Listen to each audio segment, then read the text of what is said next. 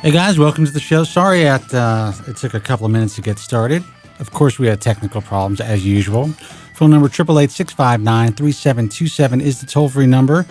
Great to be here tonight. And if you're new to the broadcast, you're listening to The Bald Truth. This is the Hair Loss Show. Deal with it. That's what we talk about each and every week. Been doing this program for, I was told last week that it's been 16 years. Which is pretty insane, actually. And, today was, I had an interesting day. Besides some interesting stuff at work, every once in a while, I will tell you guys a story about a neighbor or a neighbor's kid, someone who's contacted me, who finds out or knows what I do and wants some advice, wants a little help. By the way, that sound that you hear, another problem. It's like a helicopter in here. Fan from my computer. So my neighbor has this daughter who is college age. Like I think she's like 20 years old. And the kid has a boyfriend who is the same age, who is dealing with hair loss. Now, I would see this, this couple go into their parents' home. I never actually met them as a couple. But I would see this young Norwood. Now, I would say that 99% of the population would have no idea that this guy is losing his hair. He's a young, good-looking kid, has the semblance of a full head of hair, but I was, I could spot it from a mile away. The initial miniaturization, the initial recession, the initial, oh shit, there's something happening to my hair.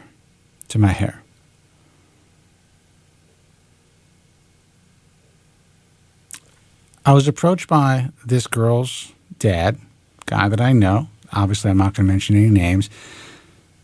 Apparently, this kid knows who I am. Tunes into this broadcast, maybe listening right now, and that's why I'm so free to talk about, the conversation the way that I'm talking about it, because I told him I was going to talk about this and say that I knew that he was losing his hair, that I can tell, and that most people couldn't, but I could because this is what I do. So to make a long story short, they want to go out to lunch with me. This couple, this young couple, these kids who were young enough to be my children, to discuss this kid's options. And because the dad knows me, we met walking our dogs in the neighborhood, he felt comfortable enough to ask me if that would be something I'd be interested in doing.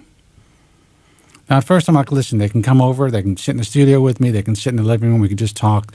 They don't have to take me to lunch. But these kids wanted to take me for lunch. And I got to tell you, it's funny. I think about it when I was a kid, when I was that age. I couldn't afford to take anybody out to lunch, especially in this area.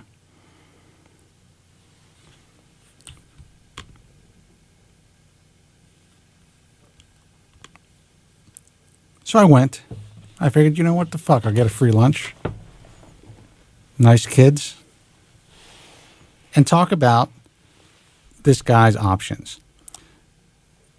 We sit down. The first thing these guys do is, one is 21. He ordered a cocktail. The girl did not, so if her dad is watching, she didn't drink. And he seems very together, but obviously very concerned about what's happening to him. And his first line of questioning was about hair transplantation. The kid wanted to have a hair transplant to replace the slight recession that he had in his hairline. And I mean slight. Yes, like I said, you can see some miniaturization. You can see some changes. I know that he's going through the process. But to consider surgical hair restoration at his point would be a huge mistake. So I explain everything that I explained to you guys about hair transplants every week here on the show. Explain that, in my opinion, he's really too young to even consider it. It could be a huge mistake. Even if he does progress rapidly. We don't know how he's going to feel about his hair loss in 5 years. I said, you really only have a couple of options. First option, and this is in my view, see your doctor. Consider getting yourself on what we know works. Propecia and minoxidil. But as I'm telling this kid this, I'm thinking to myself,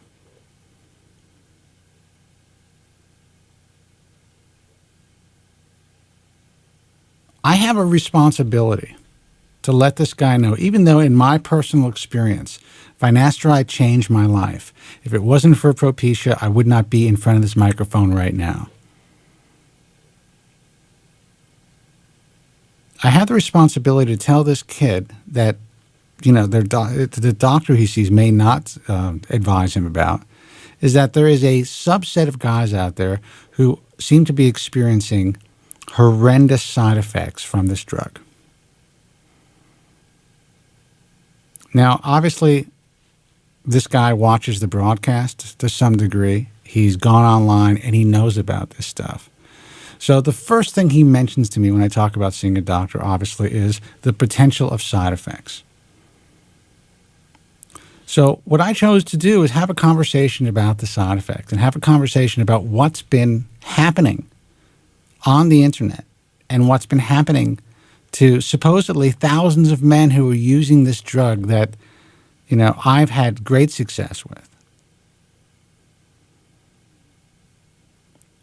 And as I'm explaining to him that it's important that he really sees both sides of the equation, and that is my belief as someone who's been using the drug for years and knows thousands of people who have contacted us through this broadcast who have had really good results with the drug without any side effects, to some, they believe it's like playing Russian roulette, and you have to be prepared for this. And as I'm telling him this, and obviously he's digesting all of this, I'm thinking to myself, this kid really has no hope now. Because of the very real fear, because I do believe that there's a subset of guys that are dealing with these long-term adverse effects. Less young men, less guys his age are getting on this drug. And whatever options that they think are out there, whatever gray market options, or even low-level laser light therapy, whatever else they think they have in their toolkit, we know can never do the job that finasteride does.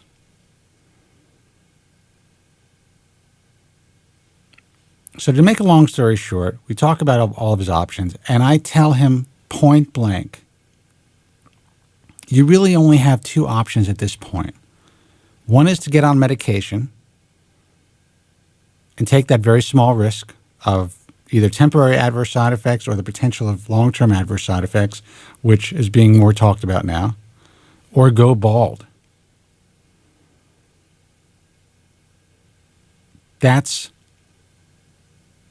are your options. And I just saw the look on his face. And I knew that he knew this. But, I want to be able to give these guys hope. I want to be able to give all of you young guys hope. And I believe that there is real hope. But if you take finasteride out of the equation, that hope goes down the drain. That's just the reality of the situation. Especially if you are in a position where hair transplants might do you more harm than good.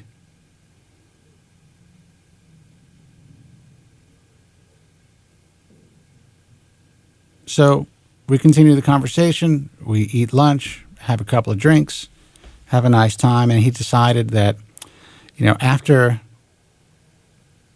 doing his own research, after speaking with me, after seeing how well I've done the drug, that he's going to go to his doctor to at least get a prescription and consider using it, because he understands now that going down the surgical route would probably be a very big mistake. But it still doesn't mean that he's doing it. And I told him again, as we parted ways, I said, listen, just weigh your options. Because like with any drug, there's a potential for side effects. But, just 5 or 6 years ago, I was able to, in good conscience, advise young guys to give it a shot. Because the science, the data showed that these adverse side effects were reversible. Now, the data still shows that in general.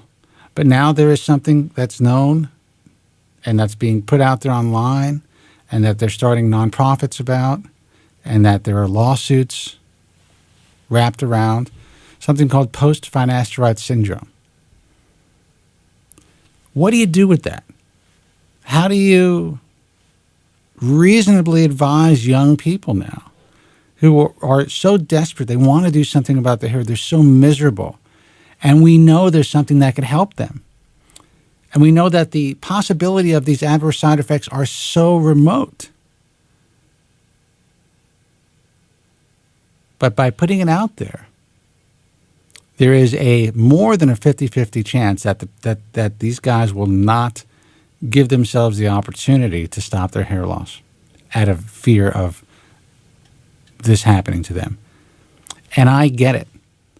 The more emails that I get, the more that I see these guys who are coming out, starting, more websites and, shows and Twitter pages and stuff like that, the more I realize that there is a subset of guys who are so passionate about this that they need to spend a lot of time getting the word out. And I got to tell you, I said this last week, I have to respect that, because I know that if it's happened to me, I would do the same thing. I want to talk to you guys about this. I'm thinking more and more about it. And as I'm advising young guys, even though the data is clear, even though I'm speaking to hair transplant surgeons who are prescribing this drug every day for over a decade or more, who are not seeing these cases, I can't ignore what I see online. I can't ignore the people who are contacting me. I can't ignore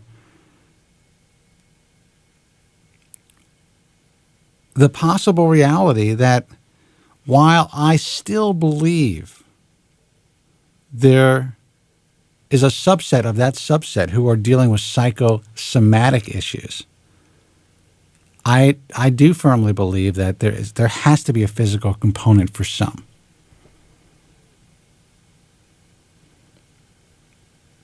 So anyway, my hopes for this kid is that he has the courage to give it a shot, it works out for him, and he stops his hair loss. But it's making my position and my job much more difficult to give young guys advice, because honestly, there is shit out there compared to this drug. You have finasteride, dutasteride, some gray market bullshit, in my view. You have Rogaine. You have Biminoprost. Can never say that right. You have surgical hair restoration. You have hair pieces. And now there's a big surgence of tattooing. That's it. That's what we got. But once you take finasteride out of the equation, or dutasteride out of the equation, in my view, you have two choices. You take the drugs and you stop your hair loss potentially, or you go bald. What do you guys think? 888-659-3727. Give us a call. Let's see who this is. Hey, you're on the air. Who's this? Hey, Spence. It's Tim from Boston. Tim from Boston. What can I do for you, man? Hey, well, I just heard that whole thing, and I think it's pretty interesting just because I'm similar in age. I wouldn't say I started as early as that guy you just mentioned, but I don't know. It just, yeah. Well, tell me about your experience, man. I've called in a few times. I'm sorry, man. I get a lot of calls. Oh, yeah, I know.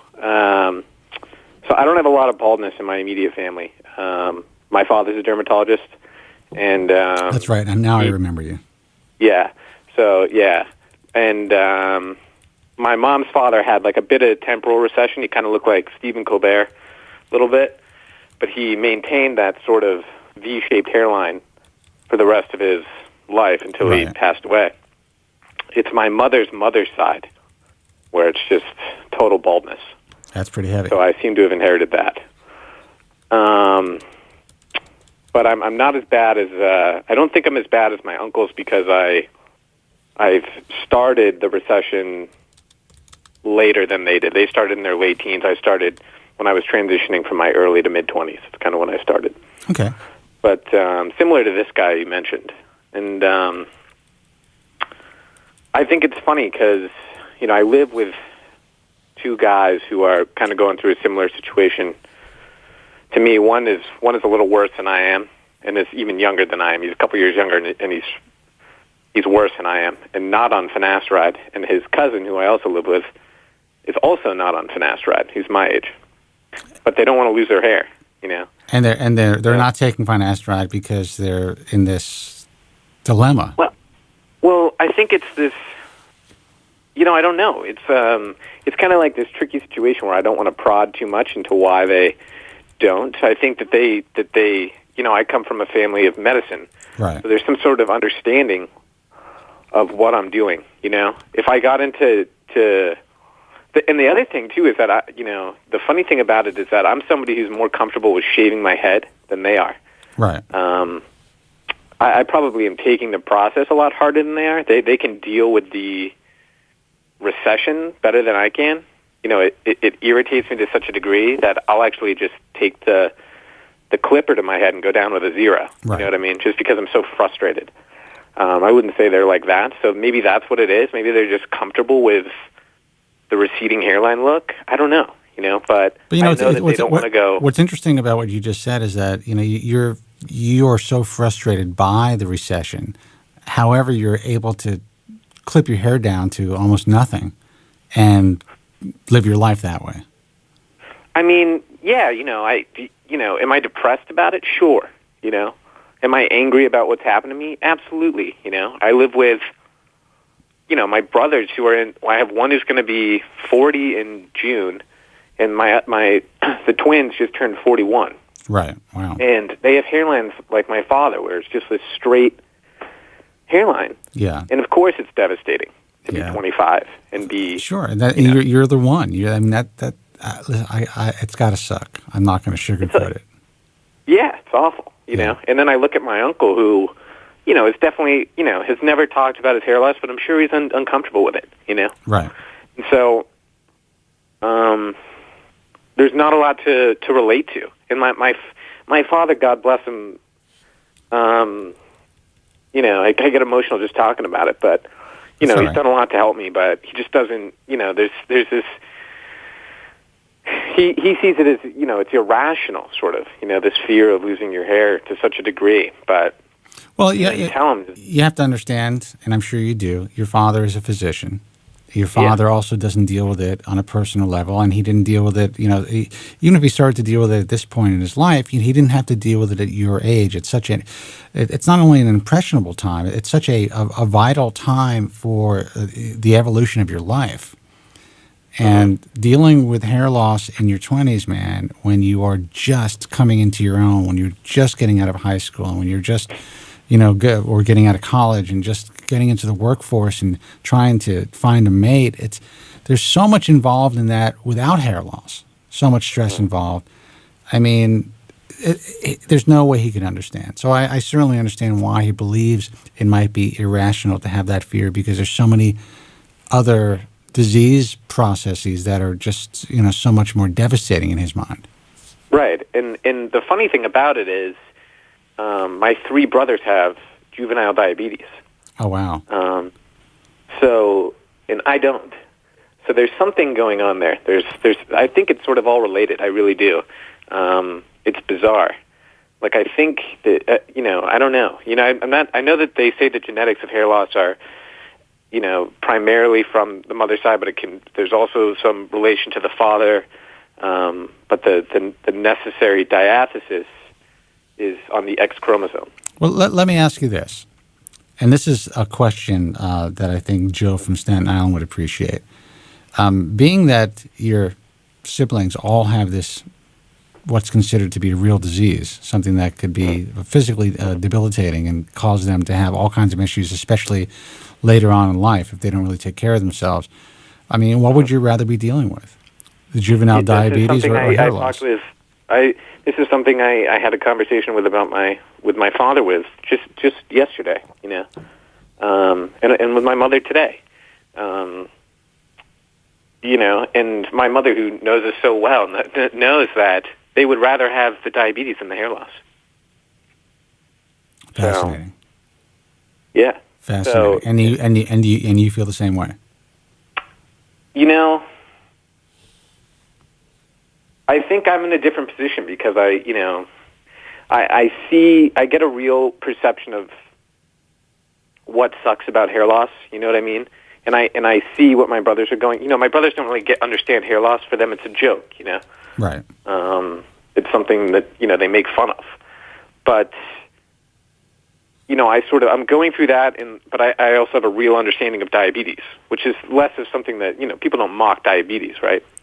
Right. So there's this sort of different perception of it, and I think that, and I get it. I get that the hair loss thing. I think the thing that really I'm starting to understand a little bit better is that really having the diabetes would be worse. Right. It would be. It probably would be worse. And I'm glad that you said that. The thing is that diabetes is invisible. Exactly. That's it. So, and I think I get it. I get it, but I won't want to say I'd rather have diabetes, but well, you don't want. Listen, I understand why I mean? You don't want to say it intellectually. I mean, how could you say it? Right, intellectually, how could you want that, right? Right, but emotionally, I get that. I mean, because exactly. the world is, you're perceived by the way that you look, and exactly. if you have diabetes, the opposite sex, finding a mate, there's a good chance, because diabetes is perceived as this, manageable disease, this highly manageable disease. People don't really take it as seriously as it really is. So that's probably not going to be a deterrent for most people, for most girls.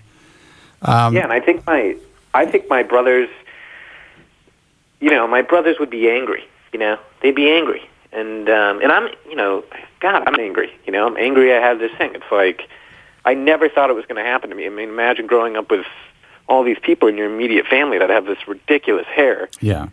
And then, to look at yourself and you're like, Jesus. I know. That's and the realization is, it's painful, and not only that, it's devastating because that you're just waiting for a line of insults, Sure. You're waiting for a line of being mocked. Well, and you're waiting to be looked at by the world, and you're seeing it as the hair loss progresses. It's sad, but it's true. You in most cases, you're at least initially, you're treated differently. You are not. Right, exactly. You're not the same in that room as you would have been if this never touched you. But the guy with diabetes can walk into that party, or walk into that bar, or walk into that environment, and as long as he's feeling healthy that day, which he probably is if he's taking care of himself and taking his insulin and doing the things that needs to be done, and just live his life without that stressor. Yeah. And it's just painful to talk about. But when I was talking to my dad the other day, and I was saying, from now on, at parties and family get-togethers, I'm going to be the bald brother. Right. It's going to be, well, which one's Tim? And it's going to be, well, he's the bald one. Yeah. And I think the worst part about it is being the youngest. Yeah. Being the youngest one. And so it's like, here's this guy who's, when I'm, 35, and who knows if I'll be bald by then. I'm on finasteride, minoxidil. Right.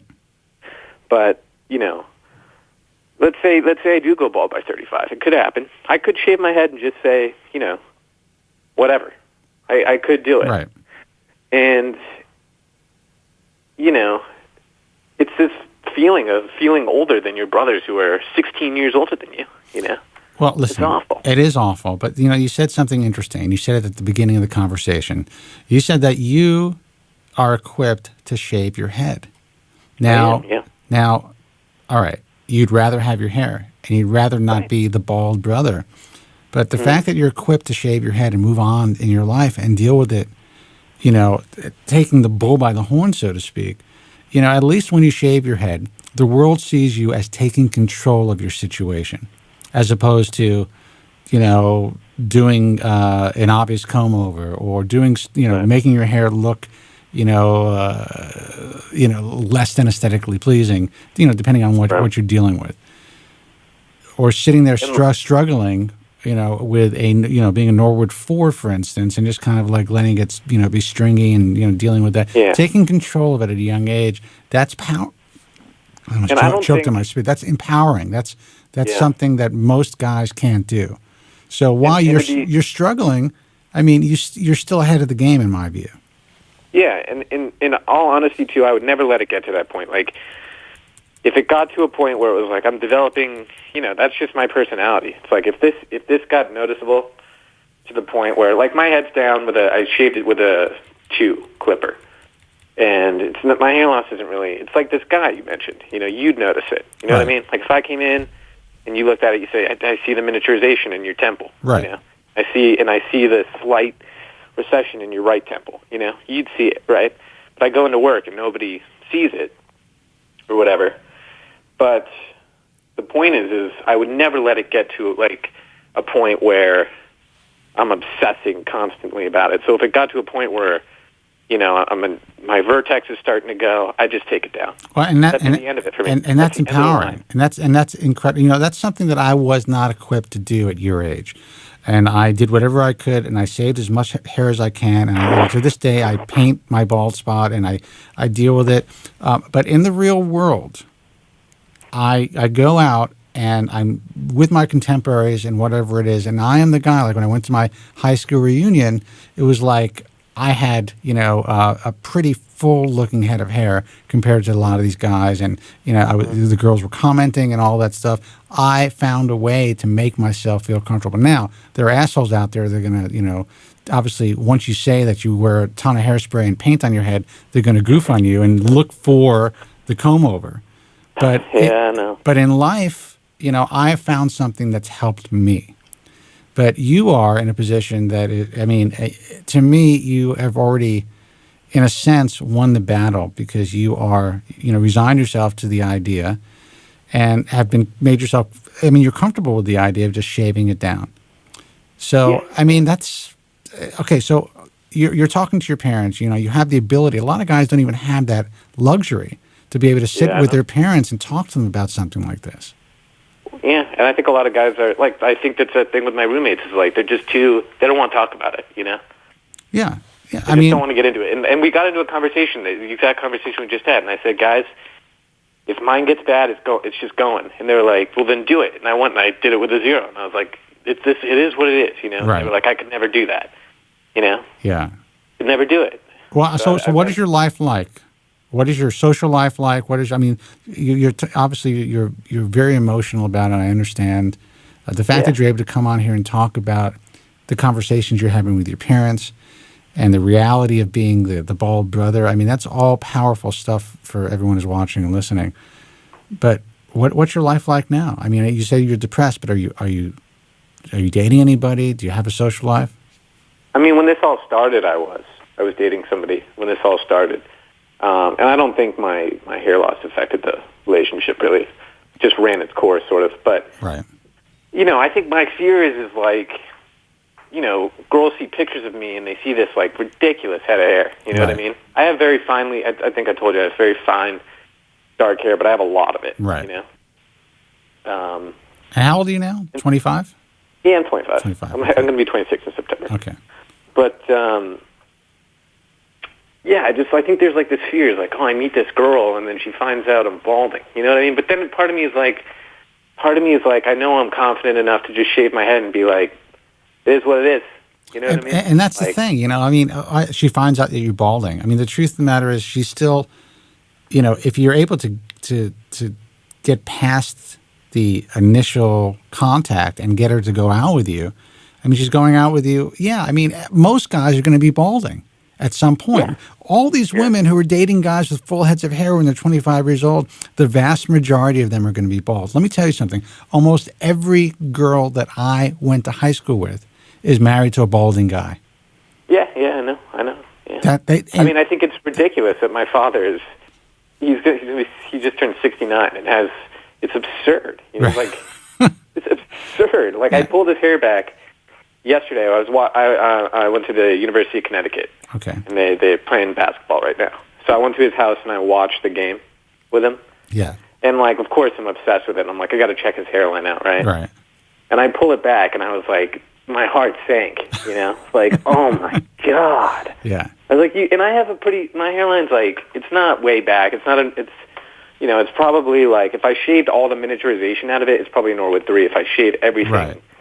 If I like consciously try and like, it looks more like a Norwood 1, 2. Right. But I look back at his hairline, and it's just like, are you kidding me? Yeah. Are you kidding me? Yeah. And like, it just doesn't make any sense. And that's the way that it is, man. There are guys like that, but if it helps at all, he is the real minority. The vast majority of guys past the age of 35 have significant hair loss. I mean, there's not a guy on my block here. There's got to be.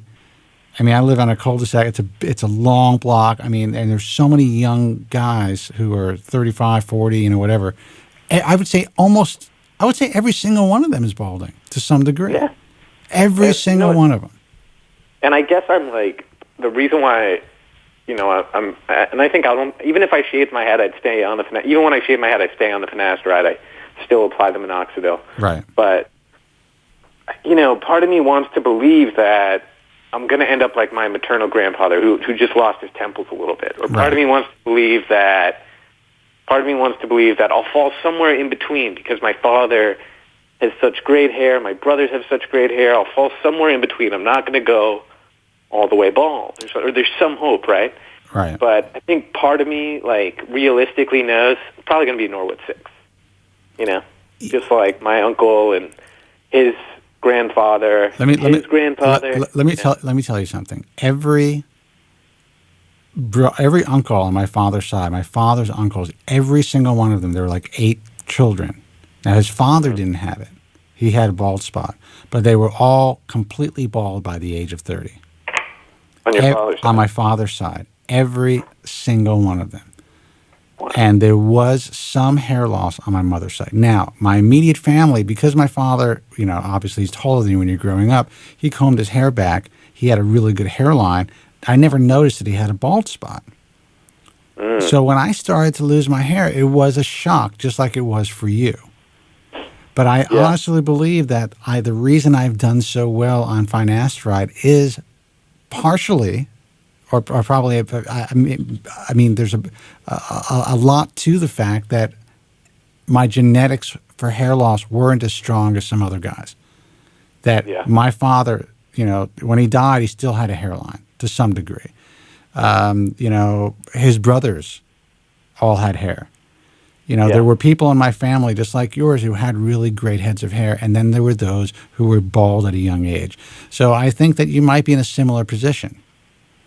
Yeah. I mean, here's the deal. Like, my uncle, who I have the greatest fear of, like, ending up like, he's probably, I don't really know what a Norwood, I've seen Norwood 7s where they have, like, the back, it's got, like, that dipping in the back of the wreath. Yeah. Like, it dips down. Yeah. He doesn't have that. So I don't think he's considered a Norwood 7. So he's probably Norwood 6. He's probably a Norwood 6, right. Yeah. And he's got, like, little strands of hair on the top of his head. Right. And my mom's other brother, who has, like, his crown filled in and his forelock is very thin. And he's in his 50s. My thing is like, I don't know, I just have this feeling like I'm going to end up like that. It's my greatest fear. How do you look? Okay, maybe, I don't know if you told me that. How do you look with a shaved head? I mean, I'm a tall, skinny guy. That's the problem. My face, thank God, is like my mother's. Okay. So maybe that's the good thing I have is like, I have sort of this it sounds. I don't want to sound vain, It's but okay. it's just, yeah, it's chiseled. Right. I have high cheekbones and a strong All jawline. right. So you're a good-looking dude. You could Yeah. say that. There's nothing wrong with that. There's nothing wrong with it knowing that you're a good-looking guy. You don't come across as an arrogant asshole I'm not on ugly. the phone. We'll just put it that way. Right. Yeah. All right. So the fact that you're able to deal with that. So, I mean, okay, what's the worst case scenario? You shave your head. Maybe you get yourself into the gym and kind of concentrate on something else as far as, your physique. Getting yourself a little bit bigger, getting yourself a little bit more muscular, getting into some other type of, whatever else you need to do to get this out of your mind. Because if you can shave your head and you can look at yourself, take a picture of yourself with a shaved head, forget about your physique, and that face I have done it. yeah, and that face looks good, then you win. Everything else is easy. It's easy to get into the gym and eat more. That's easy. That takes an hour a day at the most.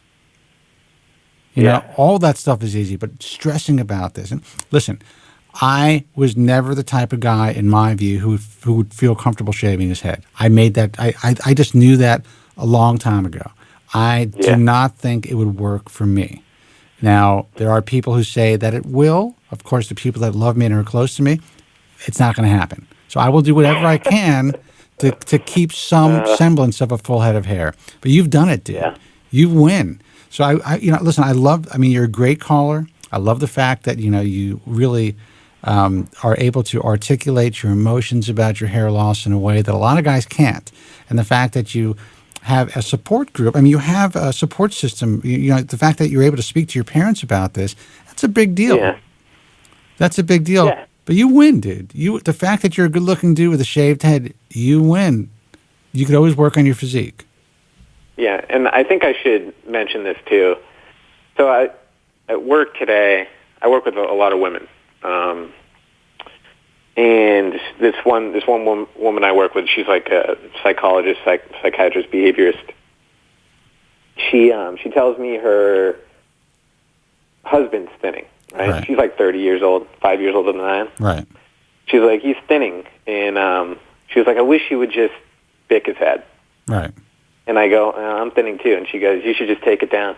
And like, part of me is like, I should. And I feel like that's what most women would say. They'd be like, I really do believe that. I really believe. I believe that most too. women would say, you need to move on. You need to take control of it. Now, if you're one of the lucky ones who look good, like you do, then you win. If you're someone who needs hair to look as good as they can, then it sucks. It sucks for them. But and that's why I don't do it. Listen, do I think it would honestly, do I think I wouldn't be able to get laid or go out into the world if common law left me if I shaved my head and not get a woman? No, that wouldn't affect it. Yeah. I don't think so. Yeah, I don't think so either. But I definitely think that I would be, I would feel, and I'd probably be a little odd looking with a shaved head. That's just the way it is for me. I have kind of a longer face. I don't have like very bushy, like prominent eyebrows. You need those things. Like you said, you have a chiseled, high cheekbones. If you have the right proportions, you don't need hair. Yeah. And I think, what I think it is too is like, and here's my thing, like, I feel this is going to be interesting too. I hope a lot of the guys listen to this. So when I grow my hair out, I'm constantly stressed that it's like going to just fall out one day, right? Yeah. And when I shave my head, it's like, I forgot to put the minoxidil in. Yeah. Yeah. It's not there. You're not worrying about it anymore. No, I just want to let it, but I still take the finasteride and I still put it in, but it's like, when my hair's in, I'm like, oh, looking at it, and I'm like, oh, I got to put it in, Yeah, dude, let me tell you, my hair is a little long right now, okay? So I have to use extra paint because I have these heavy lights on top of my head. Now, I choose to keep the lights on my hair because it makes the shot look better. Now, I could sit here in the dark where I don't have to worry about any of that stuff. But when the hair is a little longer, it actually looks a little thinner on top. So I get it, if you're able to forget about it, man, please. Listen, you're a great caller. And I remember you said you called a couple of times. As soon as you told me your dad was a dermatologist, I remembered who you were.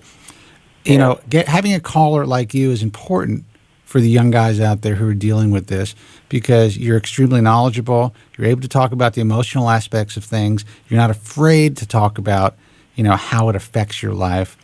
And you're a realist. You understand that we only have, because your dad is in medicine, and your family's in medicine, you understand the reality of what we have to work with. Yeah. But I would prefer you just to shave your head and move on, dude. For your sake, because I want you to just live you're at the. I mean, God, if I could be 25 again, man, and know what I know now. Yeah. So I'm just telling you. I think.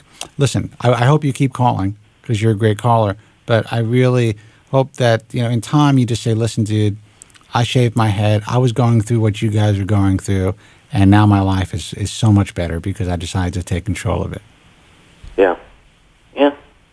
And maybe I will. Maybe I'll call back when I actually do it. I mean, I'm sure I'll do it soon. But well, you're welcome to call back before you do that if you need to speak. You need to talk, and you have anything you wanted to add to the to the show and tell just kind of like help some of the other young guys out.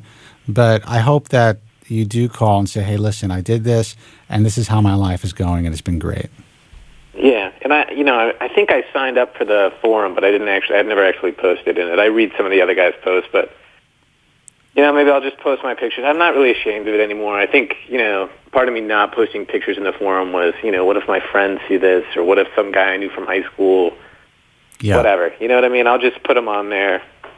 Guys can, take a look at it, and who knows, maybe it'll make them feel better about making the choice. I agree. I also need to warn you that when you put yourself out there, there are some really nasty people online, as you know.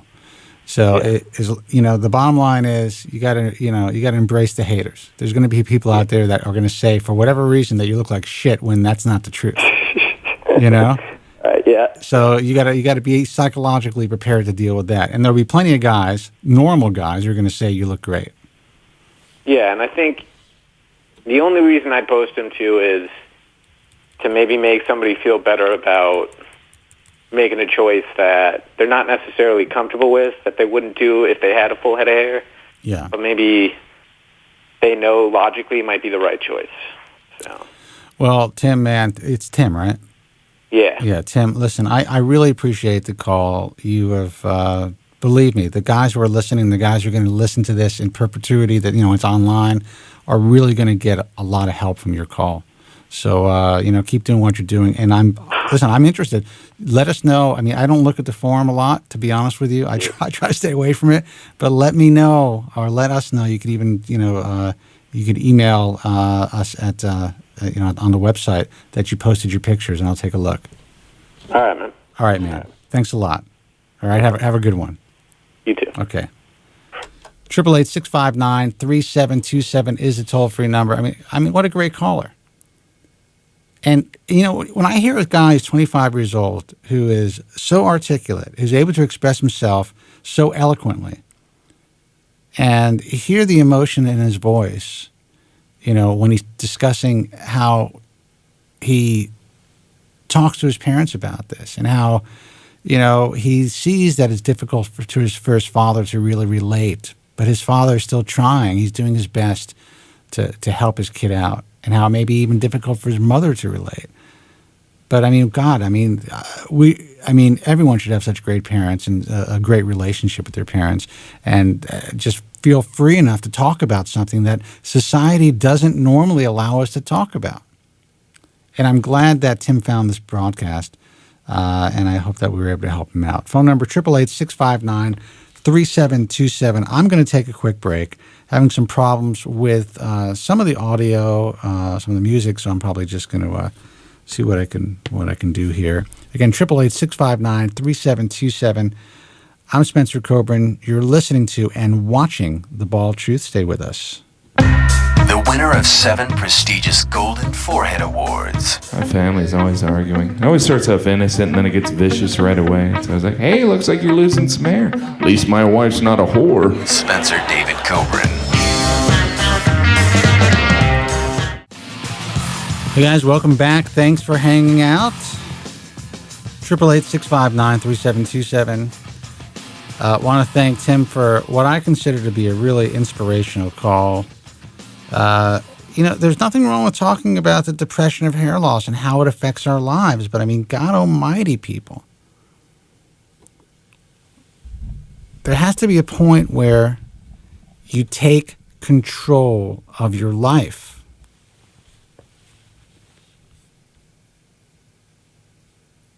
Listen, there's some really mean people on the internet.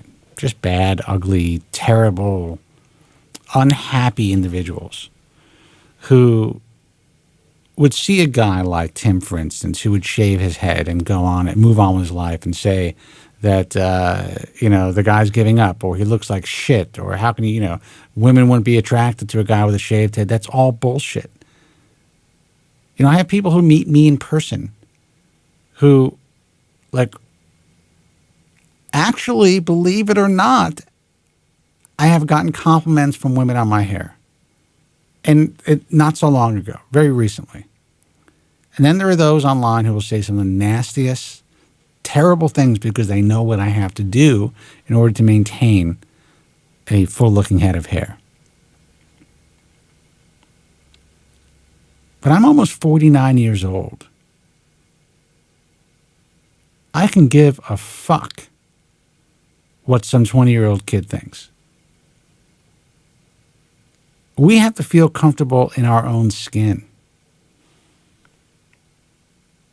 And whether it's me or whether it's Tim or whoever it is that finds a way to do it, they win.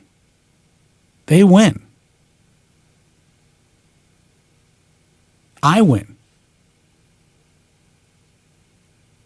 You know when I won? I won when I decided to turn my Achilles heel into my profession.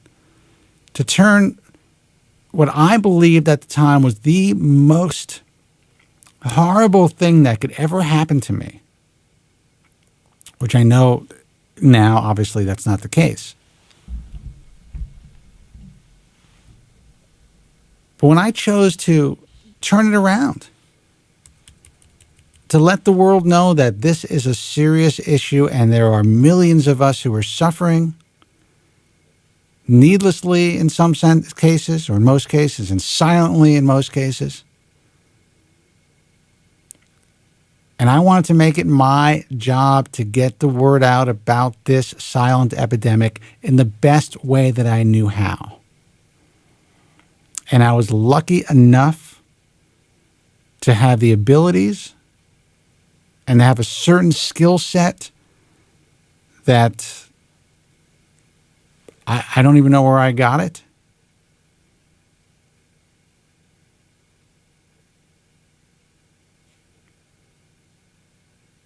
To put words on paper and somehow sell those words.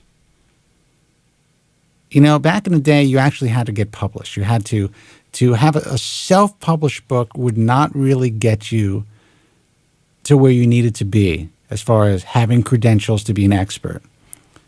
But to be published by a major publisher like Pocket Books, which is Simon & Schuster, or Contemporary Books, which is now McGraw-Hill, and to have your books in a bookstore, it meant a lot. It was a big deal. And what was such a big deal for me is that I was able to get a book published as a non-physician about a subject that was so dear to me, so near and dear to my heart that consumed me. That's what it was. It wasn't just about publishing a book. It was about getting the word out there in a way that no one had ever done before.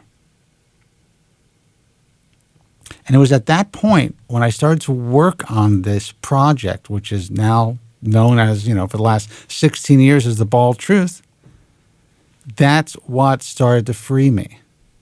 I still dealt with my demons. I still dealt with my issues. I still dealt with the fact that I wasn't 100% comfortable in my own skin, and I still deal with the wind and the rain and all the bullshit that comes with trying to maintain a full-looking head of hair when it's not really full.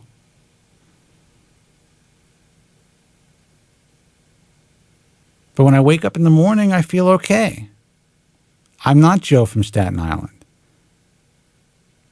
I'm not the many guys in the message forum who just can't come to terms with it and figure out a way to make themselves whole.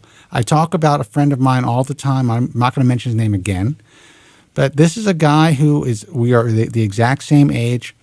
He needed hair for television, and he thought that he'd be able to get a hair transplant and make that happen for himself within a 4 or 5 month period of time. I had to explain to him that wouldn't be the case, and the only way to get hair on his head would be to get a good hair system. Initially, he was very resistant, but when I told him what he needed to do, how to do it, how to get it cut in, the fact that he had to show a lot of scalp, he couldn't look like he had a full head of hair, but he would be able to go on television and feel comfortable with himself and his appearance and look good. He made that move. And for several years, he would just tell the world when people said how good he looked. What did you do differently? He would point to his head and say, it's a piece. And there were times when I was either at his house or at a party where that question would be asked, and then he would point to me as the hair guy. So all these Norwoods would come up to me and they thought that I was either like I owned the hair club or something, or that I had some miracle cure, because they still couldn't wrap their brain around the fact that this guy was wearing a piece because it looked so good.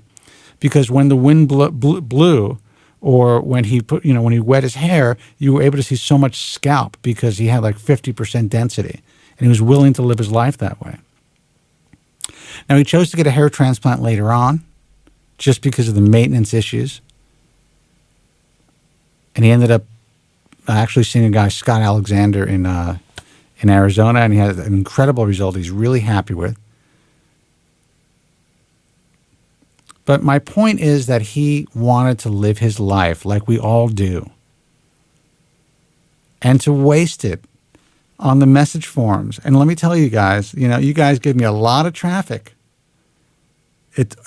Spending all your time all day on the message forum only benefits what we do. And I'm 100% honest when I say this. I would prefer you didn't spend your time there. I would prefer that you came on once a week to kind of check out what's happening, interact with other hair loss sufferers if you have that need, and I understand why you would. Read about some of the stuff that's going on. Look at some images. But to spend countless hours every day, post after post after post after post, struggling, rushing home, or going on during work. I mean, I can't even imagine owning a place of business and knowing that my employees are either on Facebook or on Bald Truth Talk. It would drive me out of my mind. I see what goes on during the day. We check the traffic. We see when you guys are on the site, and it's usually during work hours.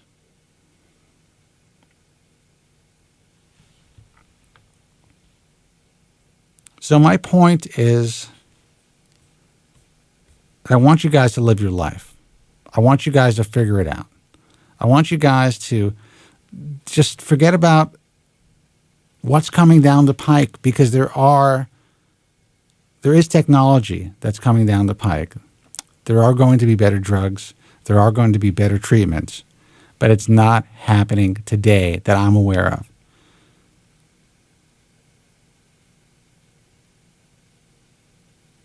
When I hear a caller like Tim, who's able to express himself the way that he is, but the end result for him is, if he can't figure it out, if his hair continues to get worse, or if at some point he just doesn't want to struggle with it anymore, he's going to shave it down. And he said something that I thought was so poignant. And that was when he did shave it down,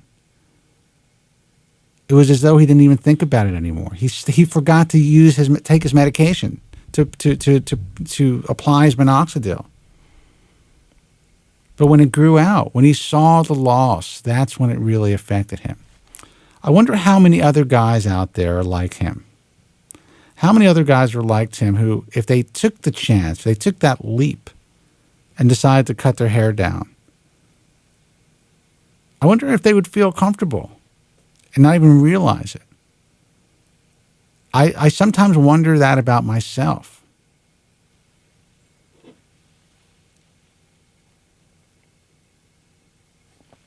I don't think I could, to tell you the truth.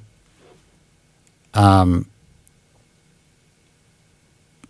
I don't know. Maybe I would get used to it. There's a friend of mine right now. I don't want to talk about his personal life. I'm not going to mention who he is. But he is going through a bout of cancer and chemotherapy. And he chose to shave his head prior to having the strong doses of chemo. And he sent me his picture. And I got to tell you, this is a guy that does not give a shit. He just wants to live, and he will. He's a strong cat. And he has a form of cancer that he's, you know, if you're going to get cancer, he's lucky. Not that ever getting any type of cancer is a good thing. But he sent me that picture, and he was smiling when he took that picture. And I thought to myself, holy shit. If only the guys on the message form can see this. The guys that are hanging on every word, the guys that are talking back and forth about how they can never get a woman and how fucked up women are because they won't give them the time of day. And yes, part of it's true. Part of it has to do with your hair loss, but a big part of it is because you perceive yourselves as losers because of your hair loss. You perceive yourselves as people who can never attract someone that you find attractive. And I was the same fucking way.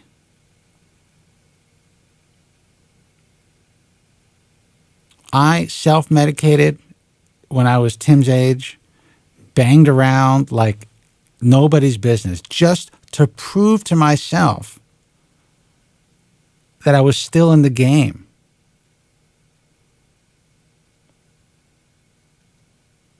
And I would even get comments about, oh, you wear a lot of hairspray. Or, you know, I would meet someone, they would pull my hairline back and they would notice it was receding and they would say something about it. And that would drive me, I would cringe. It would affect me in a way that, it would make me want to take another shot of Jack Daniels.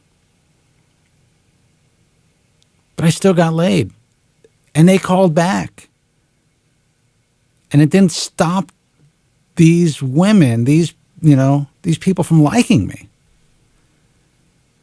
And even when it got at its weirdest, like now my hair is salt and pepper. You can't really notice that on camera. The lights kind of make it all look one color, or for the most part. But when my hair was much darker and you wear hairspray, especially when you're young, when you're 25, 26, 27 years old, it could look a little odd. More odd than it does on an older guy like myself. Even with that, I lived. I found a way. Women were attracted to me. It's not because I look like Brad Pitt. I can tell you that. So I just want to get that out there, because the last time I looked at the message form, I'm seeing a lot of woe is me. How ugly I am, and how I can't do this, and how no woman's going to like me. And they're talking about, status and this and that and what women are attracted to. You're losing your hair, guys. Okay? Find a way to deal with, make yourself look like you have a full head of hair, or shave your head. Either have surgery, get on medication, get a hairpiece, or shave your head. That's the options that we have. Now, I know Andrew Zarian wants me to close up shop a little early tonight. Apparently, there's a show that is going to air a little earlier. And I got to get out of here soon. I'm going to take a quick break. Maybe I'll take one more phone call when I come back. But tonight's show is going to be a little short.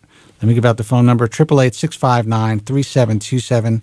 That's 888-659-3727. I'm Spencer Kobren. Stay with us. Be right back.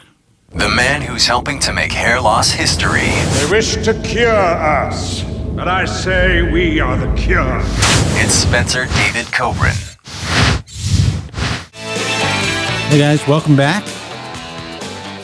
888-659-3727 is the toll-free number. That was abrupt. What happened there? So far, we had a really interesting show. We're going to have to cut it short tonight, but make sure my sound is there. But I do have time for a couple more phone calls. I know that Joe Tillman wanted to call in, so I'm going to take his call, and I have a couple of other calls on the line. I think that this is Joe. Let me see. Hey, Joe, is that you? Yes, me. Hey, man. How are you? How's it going? You know what? Not bad. Not bad. You know, I mean, we had it's funny. When I have a really good call, not just, your typical call where, listen, I love the sycophants and the cheerleaders, and I love the guys that are, asking specific questions about treatments. But when I get a guy who calls in to really talk about his life and to talk about what he's dealing with and how he's dealing with it, and the fact that no matter how much it sucks for him, and he's depressed about it, and he was telling us the story, and you were probably driving back from work, but he was telling us the story that, he has older brothers that are much older than him, that are in their 40s. He's 25 years old, and his father, and they all have this thick, incredible head of hair. He's the guy who got the balding gene, but his brothers, 3 of them, all have childhood diabetes. And and I asked him point blank, does he ever think that he would have preferred to have the diabetes as opposed to hair loss? And while intellectually he knows that that's not the answer that he'd like to give and that he wouldn't want the diabetes, sometimes he thinks about that. Because, listen, when you're dealing with diabetes, it's a terrible disease. If it's managed well, you can live your life. And it's silent. No one else, the outside world is not judging you for your diabetes. So, of course not. Yeah. And so I thought that was interesting. I think that's extremely interesting. It harkens back to the silly comment that Joe once said that he'd rather have cancer. And Jesus, Joe. That is like the furthest end of the spectrum.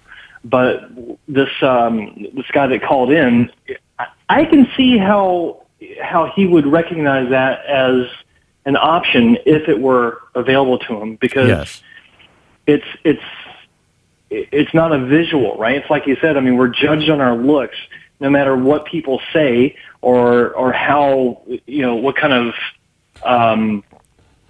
position they want to take on it intellectually. Everyone knows deep down that we judge each other on our looks. That's right. First impression, second, whatever. And so I can understand that. It's diabetes is something that if you're taking medication and eating right, there's no reason why you can't have a long life just like someone that doesn't have diabetes. So that could be of potential attraction for someone if it were an option for him. I understand that. And I could sense that he felt bad about even thinking that. And I understand it. Listen, but the truth is, diabetes is a serious disease. And even as much as you take care of yourself, even if you are really eating well, really watching everything you put into your body, monitoring your insulin levels, doing everything, you can still have diabetic complications. People lose limbs, they go blind. They're especially when you get it in the onset in childhood. So, but it's just so true. It's so, there are women who've contacted me who have been diagnosed with breast cancer who say that the worst part of the cancer is knowing that they're going to lose their hair from chemotherapy. Yeah, because hair loss is subconsciously synonymous with sickness. That's right. Or weakness of some sort. Right? And no one wants to go through that. Is it justified? No, but it is what it is. It's reality. And it's very difficult for most people to talk about. And that's what I was saying how I've been doing this for 16 years. And that's why, when I get a call like that, or when I get an email, I got a couple of interesting emails, and I advised. I started the show off by telling a story about this couple that I went out to lunch with, who it's the daughter of a neighbor of mine. Her boyfriend is dealing with hair loss, a young guy, and I'm not sure if that prompted the call, but it's basically a similar situation to this kid. And I think to myself, why am I continuing to do this? And then I hear stories like this kid, and I'm able to counsel this couple, and I'm able to counsel this kid, and give this guy a platform to talk about his issue. That's I just think it's great. It's great that we have this opportunity and that we've been able to continue. And you're part of this now, Joe. I do consider all the guys that have been participating on the show over the years, and you participated for a long time. It gives these people an outlet that society just doesn't allow us to have. Who else? Where else can you say? Can you say in the media? Can you say in mainstream media that you'd consider having diabetes over hair loss? You can never say that. You can't get away with that shit. No, absolutely not. You'll have the American Diabetes Association on your back. Right. Saying that it's very politically incorrect to even bring that up. How dare you? Yeah. Right? And it's, we're talking about something that's cosmetic versus a real disease. Who do you think you are? And ACLU, it would get crazy. It would be pandemonium. What's interesting is the hosts of whatever broadcast it was, if it was the news, they would look at you or they would feel the need to respond to you like you're out of your mind, like there's something, like this person is deranged. This person is obsessed. I remember when I was the very first time I was on the radio. I was on television before I was on the radio. I was on Donna Hanover show on WOR radio, and we took a call, and there was a guy that was suicidal about his hair loss, and was so happy to hear me talking about my book and about what we were talking about. And when we hung up on this guy, we went to a break. She took off her headphones, and she's like, "Oh my God, get a grip! It's only hair loss." And I mean, from that day on, I knew that it would be a struggle trying to convince the mainstream media how serious of an issue this is. Well, it's, I've talked about this, privately with you and on the show before. It's amazing to me how even to this day, there is no outlet besides your show where people can talk about this with, a straight face and not laughing or on the other end of the spectrum being kind of incredulous about it even being an issue, right? I mean, you got the fluff pieces on the nightly news. It's always after the sports segment. It's not plugs anymore, know, right. And that kind of reference. And then you have the comic relief on, in movies and on television that still to this day humorize the issue of hair loss. But I still enjoy doing this. I think, there's going to be more of a need for this than ever before. Sadly, the industry is taking a nosedive, in my view. In my view. Yeah. We agree on that. Yeah. I mean, even what I saw, today's Tuesday, right? So I've already gotten, I don't even know how many emails from unhappy patients, not from members of our organization, but from people who have gone outside the normal parameters of the industry. The guys who are finding the ads, there's a big ad, there's a truck that drives around here in Los Angeles with an ad for SMP on the side. Like it's one of those flat trucks, those, it's like a rolling billboard. That's crazy. It's fucking ridiculous what's going on. It's getting worse and worse. And, I really thought we got this industry to a point where most people are going to be helped. And it's devolving, man. It's falling apart. So we just got to keep doing what we're doing.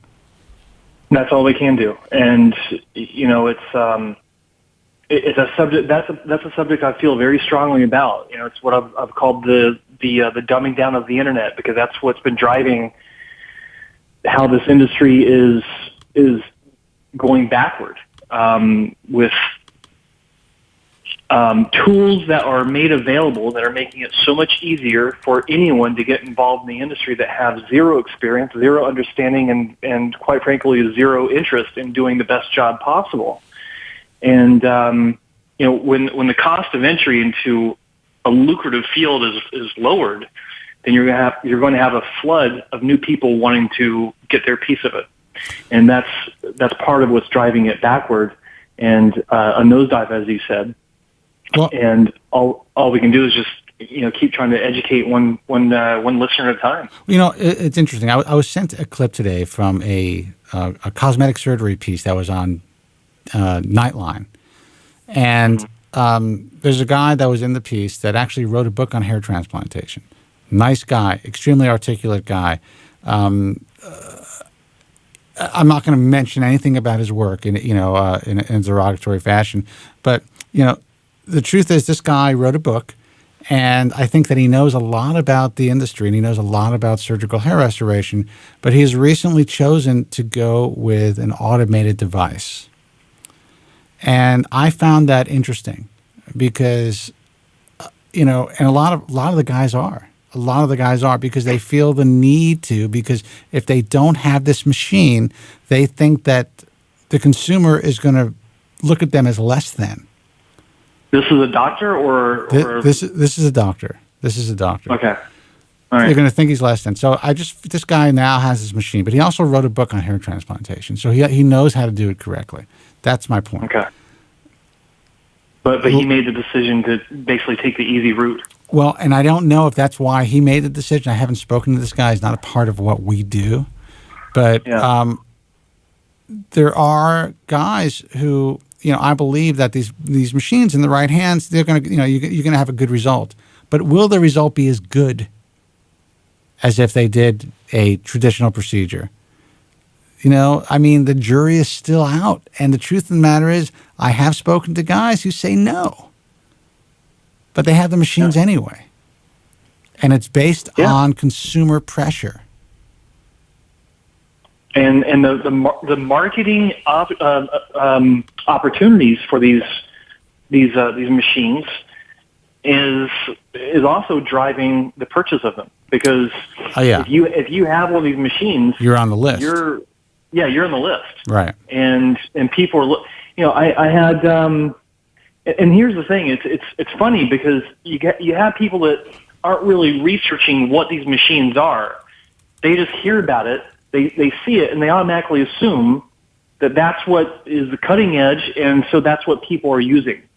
Because I just had a consultation request yesterday, waiting for my inbox Monday morning. Do you what was it? I want to have the procedure done with the robot. Right. Of course. I'm thinking, well, okay, but why are you talking to me? Because we don't. That's like the last thing that we would have, and there's nothing on our website that indicates that we even offer it, much less that type of procedure to begin with, FUE or the robot. And he had no idea what he was talking about. Of course not, because he saw a news piece or he saw an advertisement or he saw something online that this is cutting edge. Now, with that said, I want to make it clear that I am not here to say that the Artis or the NeoGraft or any of these devices cannot provide you, if it's being used in the right facility with the right technicians and the right physician, that you can't get a good result. But our concern is about the guys who have never done hair transplants before. And the fact of the matter is that people are calling up now and asking for the Artis procedure, because they think it's a procedure. They think that this is what it, if you're going to get a hair transplant, you have to get it done by a robot. Otherwise, you're not getting what's cutting edge, the latest technology. And that's where the confusion lies, and that's why our people are going to be harmed, because there are guys now who are getting their hands on this that have no fucking clue. As far as a hair transplant is concerned, they've never performed surgery before. And they got it. They put the shingle up, and all of a sudden they're an expert. And believe me, their waiting rooms will be filled, because it just takes a little bit of marketing. they're an expert because the company that they signed on with for, insert name of automated machine here, has a library of results from other doctors that they're encouraged to use on their own website. Right. And yeah, but that's the way that it is in general cosmetic surgery. All these devices, there are so many devices that are sitting in the back rooms of these plastic surgeons that were all the rage last year, but now are collecting dust. Yeah. And because there's a new device that's being marketed, so the consumer is calling about this new device. So if these devices were so good a year ago, why are they collecting dust today? How can it be any different with a new device to where the old device from a year ago is sitting there collecting dust? Right. That makes no sense. Right. Well, and that's the way the industry is run. And I mean, that's the way that it's evolving. So, hair transplantation happens to be one of the most, probably the most expensive cosmetic surgery out there for the time involved. And, and it's amazing. Yeah. I see women can get their entire bodies done. Breasts, nose, chins, cheeks, butt lift for like $30,000. Yeah. That's the cost of a large session hair transplant. Yeah. And what's interesting is back on the, what we're talking about with how easy it is to market, just getting a hold of this machine and, the people will come. I've always wanted to see someone that's qualified to do some sort of study on the psychology of the patient when they're coming in, because I imagine these people going into the waiting room of these clinics, they look at the brochures and they sit there and they simply believe what they're told because the guy talking to them has the white lab coat. That's right. Right. And I've always theorized it goes back to when we were children. We're always taught to trust our doctor. Right. Right. And I'd love to see this quantified in some sort of study on how and why people choose the procedure, the clinic, the doctor, that they do. Well, what led them to it? When I was in my heyday, when I was in my youth, when I first got on the air, I used to use a line that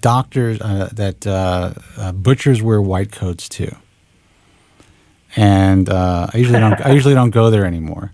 But the truth is that we have been, society rears us to believe and to put physicians on pedestals. And, just like in any other profession, there's good docs and there's bad docs. And there's sociopathic physicians out there, guys who have severe mental illness and they're drug abusers and alcoholics and, all kinds of personal problems.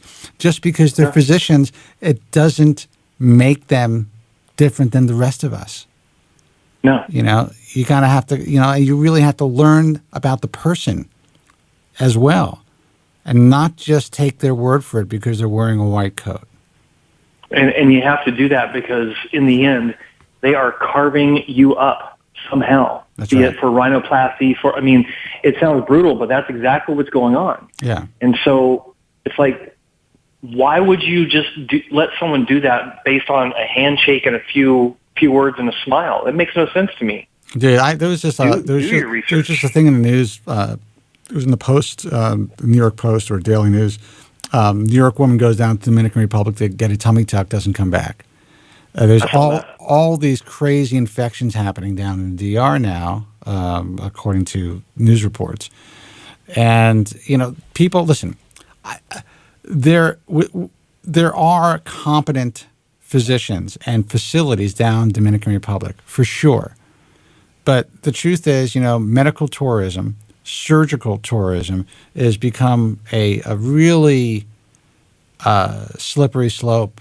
It's people think they forget that they're going for surgery. They're going down and they're being sold a vacation. They're being sold, go down, get yourself hooked up, get yourself fixed up, and hang out in the Caribbean for a week. There's a place online that offers a hair transplant and a dating service. You're kidding me. No, I'm surprised you didn't know this. I don't know. I don't know if they're still operating, but there was a place. It was in Eastern Europe. That is awesome. and you get a cruise on the Black Sea, which right now would be kind of dangerous. Right. But you get a cruise in the Black Sea, And you get hookers. and you get hookers. I love that, man. Now that's a business model. I almost signed up. I mean, who wouldn't? I mean, come on. Hair transplants and hookers.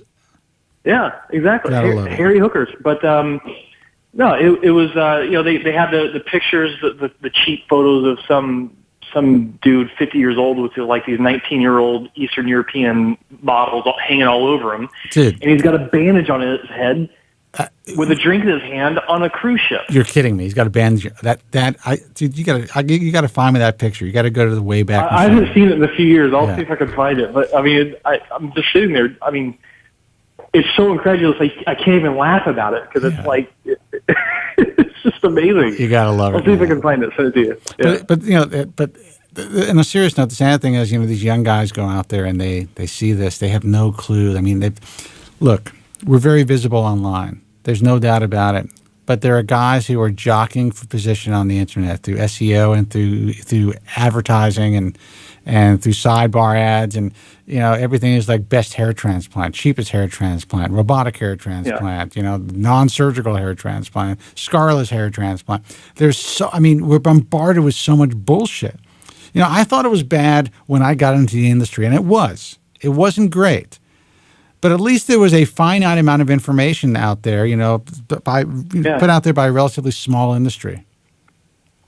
Now it's fucking insane. How does someone make a decision? Okay, so they find us. Great, they found us.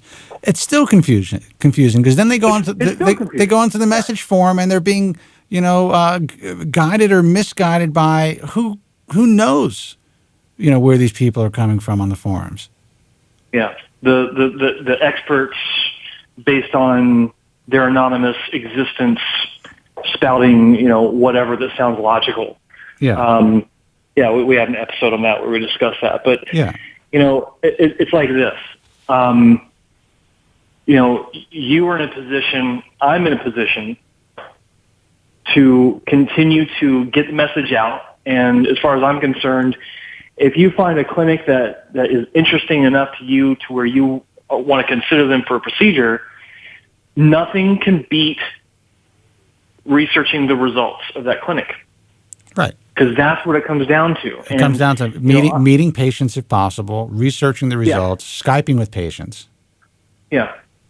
I mean, I quote unquote sell the procedures, but I do so in a manner where I tell people, look at the results, because that's all it takes. Right. Call people, visit, like you said, whatever. But no matter what I say as a salesman, consultant, whatever, or what anyone else says, it needs to be verifiable. It needs to be something that you can actually go online and say, yeah, okay, he's telling the truth. This makes sense. And I think it's important that patients understand that they need to take responsibility for the decision making. If they're making their decisions based on images on the internet and based on a phone call with a salesperson, then you're already putting yourself at a great disadvantage. You're setting yourself up for failure. That's right. That's right. Listen, Joe, we have some other calls, important. but I can't take them because Andrew has another show that they want to start early called Podcast Without Pretense. I told them I would get off the air a little early tonight. So I'm gonna make that happen. But I want to thank you for calling in. And we're gonna do some more stuff. I know that you're hooked up to the studio. It looks really good, by the way. Thank you. And we're going to be doing a lot more stuff with Joe Tillman. And Joe, your website. Give out your website again so people can check you out. Hair transplant mentor mentor.com. Awesome. All right, Joe. Listen, thanks. I will talk to you soon. All right, thanks, man. Good talking to you. All right, take care. Thanks for the call. Guys, I'm going to go. I know there's some people on hold, but I got to get out of here. I promised Andrew Zarian that I would end the program early tonight, and I think I want to go out drinking anyway. So I want to thank everyone for tuning in. I'm sorry if I didn't take a lot of calls, but I really I was enjoying Tim's call and the conversation I decided to have about Tim's call. And I'm glad that Joe Tillman called in. We will be doing the program. I'm actually, I'm not sure if I'm going to be live next week because I may be getting back into town Tuesday morning, so I might not be able to do the show live. But we'll announce it on the website. By the way, check out the new Bald Truth website at thebaldtruth.com.